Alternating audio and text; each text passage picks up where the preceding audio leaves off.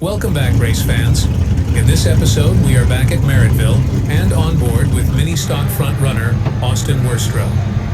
We didn't get much footage tonight, but we'll be back with Austyn once the car is all mended up. For now then, thanks for watching the video, and don't forget to check out Werstroh Motorsports online. You off here just a minute?